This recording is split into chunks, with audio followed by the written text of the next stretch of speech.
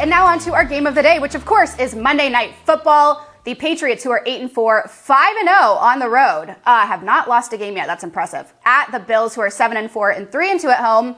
New England currently sits in first place in the AFC East, and the Bills right behind them. Buffalo, the 2.5-point favorite as it stands, with the total here at 41. This ought to be a great game, as the Pats are on a 6-game winning streak and the most in the NFL right now. Arky, do you know what two teams are right behind them?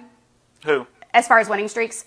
The Chiefs and Miami Dolphins. They are currently on 5-game winning streaks. Didn't see that coming. For what it's worth, the Saints are the worst right now, riding a 5-game losing streak, but that's neither here nor there. Arky, who do you like in this Monday Night Football matchup? Well, to me, this game really breaks down into terms of the weather. Like, I can't do anything without paying attention to the weather tonight.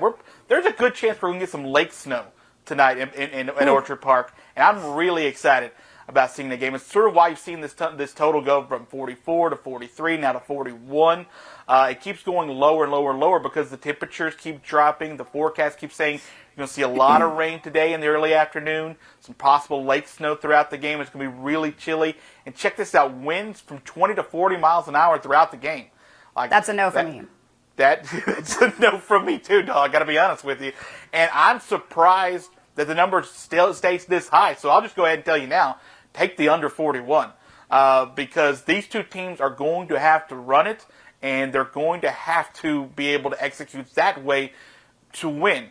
Mac Jones, despite how good he has been, if you pay attention to the numbers, New England's still in the top 10 when it comes to percentage of plays that they actually run the ball versus pass the ball, while Buffalo's down at 20th. In fact, if you look at the last 3 games, New England's third in the entire NFL in running plays versus passing plays as far as the percentage thrown, which is phenomenal. Like, they absolutely crush it and choose one side of the ball. And clearly, to be on this winning streak still means a lot to them.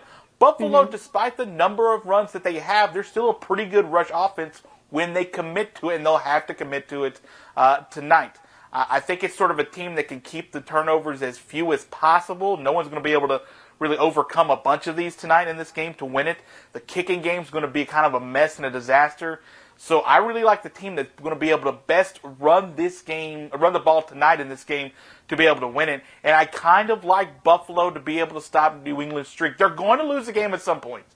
I don't know who it's going to be against. It's probably going to be most likely against Buffalo, because Buffalo is the healthiest, best offensive team that they have played, and defensive team, by the way, throughout this winning streak. There have been other teams that have winning records and they're fine teams, but this is the best team that they have played. And they go to Buffalo to play this game in all of those adverse conditions. I'm going to lean Buffalo here for the money line straight to win this game. Okay. And I'm going to go the under 41 for the night for the total. All right. I like that.